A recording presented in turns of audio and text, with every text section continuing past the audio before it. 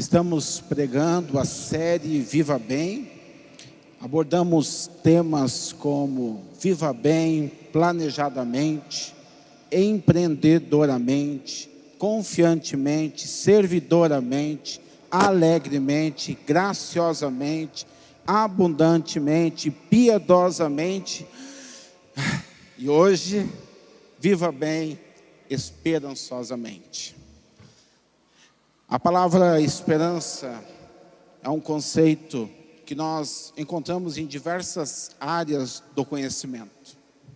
E eu quero, antes de abordar o assunto, quero que você me acompanhe na leitura do texto da primeira carta de Pedro, capítulo 1, versículo 3 ao 9, que diz assim: Bendito Deus e Pai de nosso Senhor Jesus Cristo, que segundo a sua muita misericórdia, nos regenerou para uma viva esperança, mediante a ressurreição de Jesus Cristo dentre os mortos, para uma herança incorruptível, sem mácula, imarcessível, reservada nos céus para vós outros, que sois guardados pelo poder de Deus, mediante a fé, para que a salvação preparada para revelar-se no último tempo.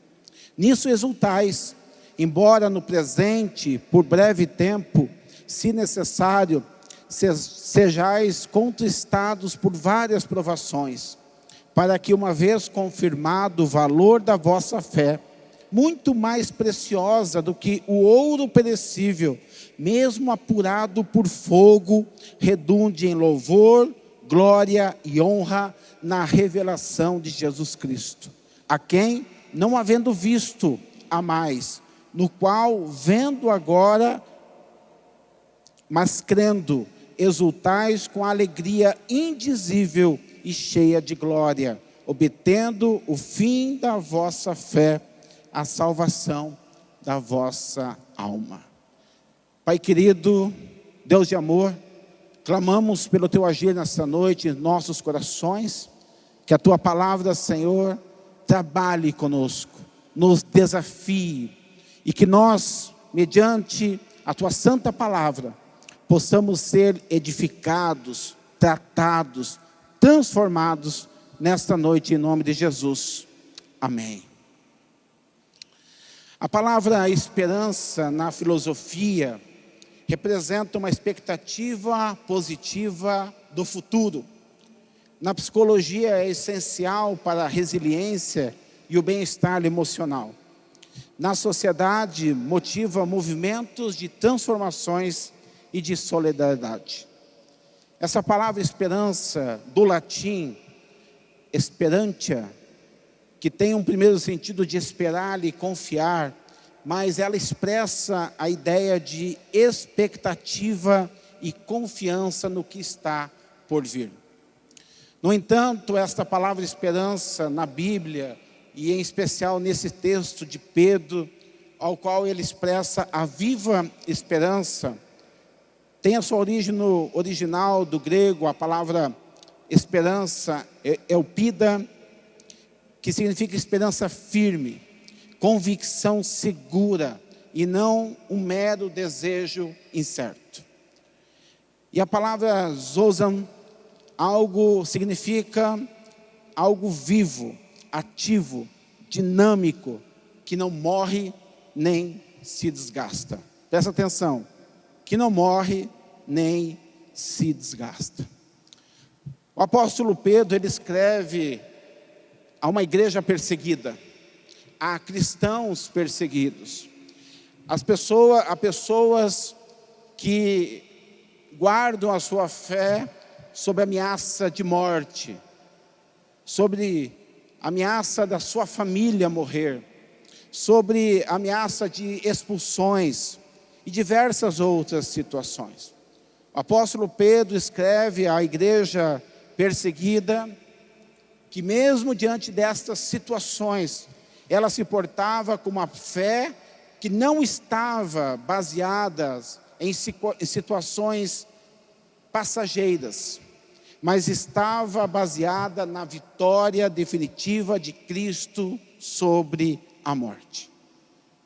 Para esta igreja, a Viva Esperança não era algo apenas do futuro, mas era algo também do presente. Não era somente a expectativa de uma vitória plena no fim dos tempos, ao qual é prometida e garantida, mas era também uma vitória no tempo presente. E nesse conceito, a igreja do Senhor, a palavra de Deus, ela traz um sentido para a palavra esperança muito mais próxima da nossa realidade. Hoje, você está vivendo diversas situações, boas, ruins, fáceis, difíceis. Então a sua esperança não é somente para o futuro, mas a esperança é para hoje. E é sobre isso que eu quero falar com você, sobre essa meditação que eu quero compartilhar contigo, de que a viva esperança, a qual a palavra de Deus traz para nós, ela não morre, ela não se desgasta, e ela nos capacita para os dilemas da vida, para hoje, para amanhã e para o futuro. Primeiro ponto que eu quero abordar com vocês é que a viva esperança ela é eficaz, pois é fundamentada na ressurreição de Cristo Jesus. Pedro começa exaltando a misericórdia de Deus. E a misericórdia de Deus, meus queridos, é a quitação de uma dívida ao qual eu não poderia pagar. Eu estou no SPC espiritual, através dos meus pecados. E não há como pagar esta dívida.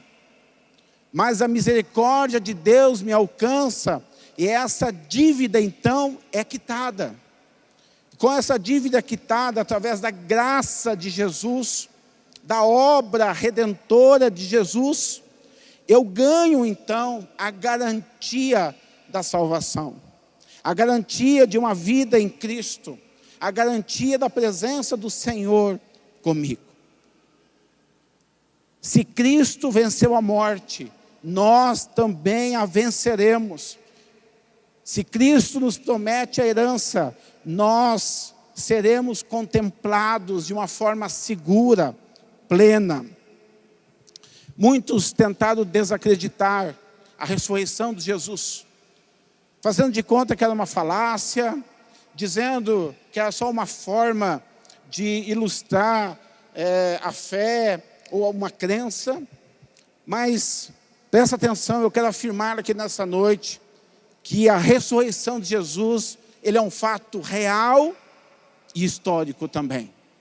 A ressurreição de Jesus realmente aconteceu. Jesus morreu, foi ao Hades, pregou. No terceiro dia, ele ressuscitou. Não precisaria, mas nós podemos buscar algumas referências que nos trazem estas confirmações. Primeiro delas são os testemunhos oculares. Durante um período de 40 dias, vários discípulos, irmãos e irmãs, estiveram em contato, conversando, fazendo refeições com o próprio Senhor Jesus. Mas não somente este grupo que era mais próximo de Jesus. Quando ele foi ascender aos céus, uma multidão de aproximadamente 500 pessoas testemunharam o Cristo ressurreto. O segundo ponto é o sepulcro vazio. Apesar de uma pesada vigilância de soldados romanos, apesar de todo o cuidado, porque havia uma informação de que Jesus não ficaria no túmulo, então eles reforçaram a segurança. E chega no dia ao qual Jesus não está no túmulo, e aí eles tentam invalidar, dizendo que alguém roubou, alguém tirou, mas o fato é que o túmulo de Jesus estava vazio, porque ele ressuscitou. Este é o fato, esta é a razão. Além disso, existe uma corroboração histórica. Historiadores como Flávio Joséfo, Cornélio Tácito, escreveram sobre os eventos relacionados tanto à morte de Jesus, quanto evidências da sua ressurreição e da sua presença com vários discípulos e outras pessoas. Também nós temos os testemunhos dos apóstolos. E os apóstolos, orientados pelo Espírito Santo, eles davam uma significativa importância na crença da ressurreição, do ponto de que Jesus, tendo ressuscitado, essa era a base da fé cristã. O apóstolo Paulo escreve em 1 Coríntios, capítulo 15, versículo 14, que e se Cristo não ressuscitou, é vã a nossa pregação e é vã a nossa fé. Cristo ressuscitou. Mas também há um outro fato importante, que é a conversão de céticos. Pessoas céticas que se converteram. Um deles é o próprio apóstolo Paulo, ao qual eu acabei de citar. Ele era um perseguidor da igreja. Ele prendia aqueles que seguiam o caminho. Mas quando ele estava no caminho de Damasco, ele encontrou com o Cristo ressurreto. E ele se converteu e se tornou o apóstolo dos gentios. A tradição também aponta que Tiago, o irmão de Jesus, teve a sua conversão após o encontro com o Cristo ressurreto. E ainda temos o conhecido apóstolo Tomé, que é causa de muitos ditados, eu preciso ver para crer.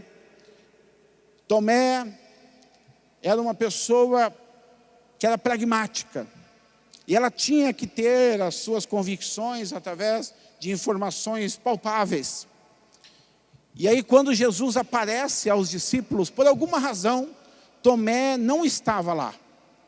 E aí depois os discípulos falaram para ele, olha, nós vimos Jesus ressurreto, Cristo ressurreto. E ele não acreditou. E ele falou, para eu acreditar, eu preciso tocar, eu preciso encostar nas suas feridas, nas suas chagas. 8 dias depois, Jesus aparece aos discípulos e agora Tomé está junto a esse grupo. E aí Jesus então se volta para ele e o convida para vir tocar nas suas chagas, inclusive ao lado aonde ele tinha sido ferido pela lança. Tomé então, quando toca, quando ele presencia o fato real e verdadeiro da ressurreição de Jesus, ele faz uma das declarações mais veementes da divindade de Cristo. Ele diz, Senhor meu e Deus meu. Tomé foi transformado naquele toque, naquela visão. E o fato é que mudou tanto a vida de Tomé naquele encontro, que é registrado na tradição da igreja que Tomé se tornou um evangelista da palavra de Deus.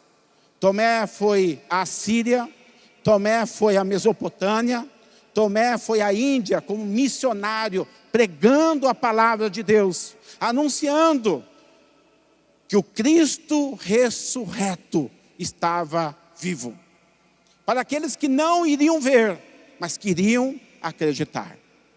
Alguns relatos dizem que na Índia, na região de Kerala, há grupos cristãos oriundos dessa obra missionária de Tomé. Não é preciso ver para crer, mas a presença do Cristo ressurreto em nossas vidas transforma a nossa fé. O segundo ponto é que a viva esperança ela é pura, pois é sustentada pelo poder de Deus. Muitas esperanças humanas, elas são frágeis e podem ser facilmente frustradas, mas Pedro nos lembra que nós somos guardados, isso que o texto diz, pelo poder de Deus. O próprio Jesus nos adverte, olha, vocês erram, porque vocês não conhecem a palavra, nem o poder de Deus. Conhecer o poder de Deus é conhecer a sua palavra. E conhecer a sua palavra é viver, sentir e ser movido pelo poder de Deus. O poder de Deus nos forja, mas nos forja na pureza, para que tenhamos resistência, robustez, durabilidade, solidez.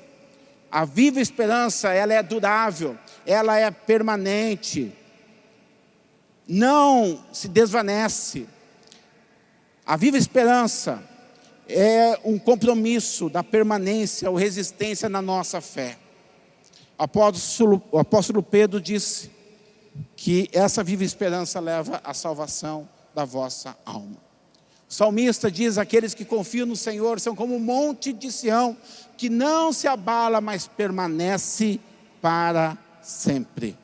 Permanece, não se desvanece, persevera, não esmorece.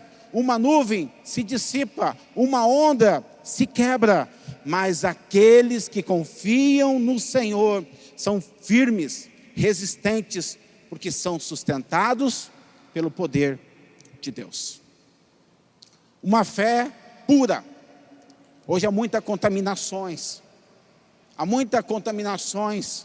da palavra, relatividade, várias situações que levam a misturar conceitos filosóficos mundanos com a palavra de Deus. A palavra de Deus é pura, ela é purificada pelo fogo, nela não pode haver mistura, e quando vivemos a viva esperança, vivemos essa pureza. Uma rocha sólida, ela é formada, quando ela é formada por minerais puros, e é compactada por um tempo, ela se torna uma rocha resistente. A igreja é fundamentada sobre a rocha viva. O fundamento da igreja é a rocha Jesus Cristo. Ele é a pedra angular. Jesus é a pedra viva, é a salvação.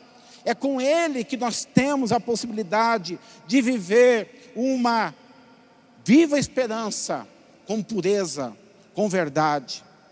A fé pura, imaculada, ela é sólida, resistente, resiliente e promove essa viva esperança. O apóstolo Paulo testifica isso em 1 Coríntios dizendo: portanto, meus amados irmãos, sede firmes, inabaláveis e sempre abundantes na obra do Senhor, sabendo que no Senhor o nosso trabalho não é vão. E por fim, a viva esperança é renovada, pois é aperfeiçoada pelas provações. O apóstolo Pedro, ele aponta na carta a perseguição que a igreja está sofrendo. Mas o apóstolo, ele diz que nós o amamos e cremos nele. E essa fé, o apóstolo Pedro diz, produz uma alegria indizível, uma alegria cheia de glória. E aí podemos perguntar como é que um sofrimento, uma provação, uma luta, uma dificuldade, uma perda, uma enfermidade, como isso pode redundar numa alegria indizível? Quando nós olhamos pela perspectiva de Deus. Se olhar pela perspectiva humana, é sofrimento, é dor, é derrota. Mas se nós olharmos pela perspectiva de Deus, nós vamos ver propósito, fortalecimento, renovação. Nós vemos o agir de Deus nos forjando, trabalhando conosco, nos aperfeiçoando para a sua obra. E isso não depende da nossa força, depende da fidelidade de Deus. E Deus é fiel, e nós temos esta garantia. O apóstolo Tiago, a partir desta perspectiva, ele diz o seguinte: meus irmãos, tende por motivo de toda alegria o passardes por várias provações, sabendo que a provação da vossa fé, uma vez confirmada, produz perseverança. Um dos materiais naturais mais resistentes que há é o diamante. O diamante era forjado a 150 quilômetros de profundidade. O diamante ele é forjado sob uma pressão de 45 a 60 quilobar. Isso é equivalente, no lugar mais profundo do mar, é equivalente a 1 quilobar. Mas o diamante era formado a 45 a 60 quilobar.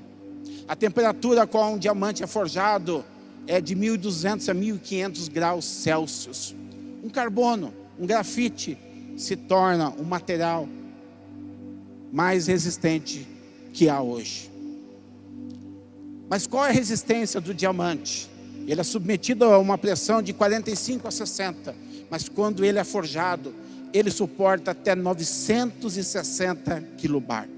Ou seja, 20 vezes mais da pressão que ele foi posto.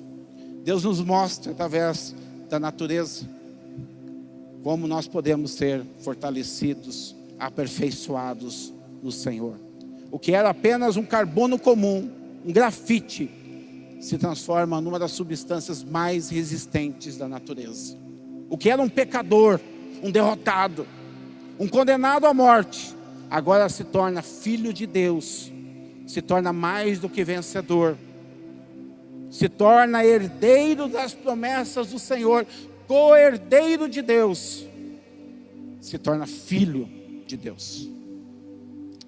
Em meados dos anos 60, o mundo é impactado por filosofias ateístas, materialistas e humanistas.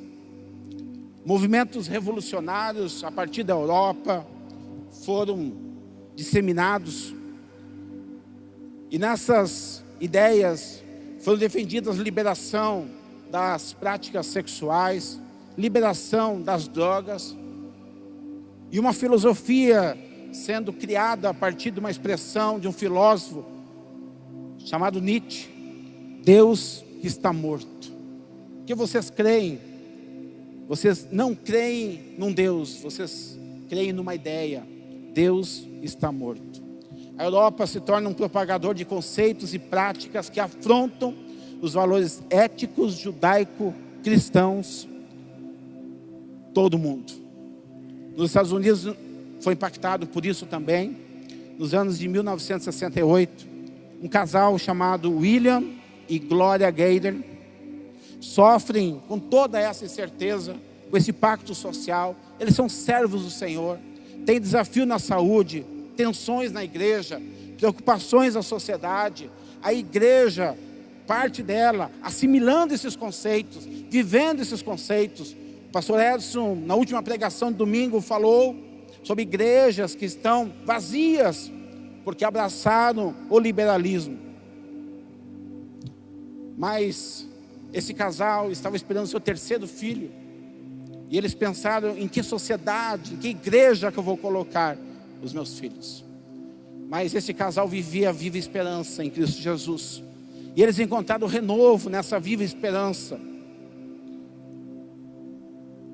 Diante de tantas provações, eles tiveram a direção do Senhor, e eles compuseram um hino chamado Porque Ele Vive. Um hino que transmite uma mensagem de esperança e confiança, não só no presente, mas no futuro. Não só no futuro, mas também no presente. A vitória de Cristo sobre a morte é exaltada nesse hino.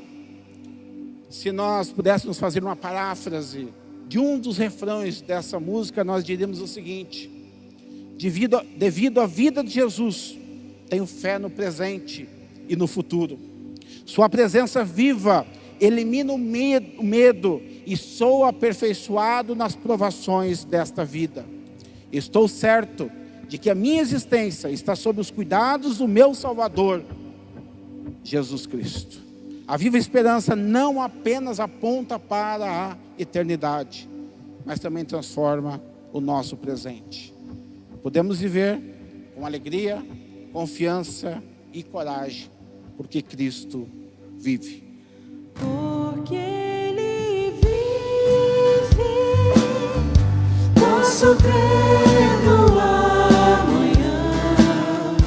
Porque Ele vive, temor não há.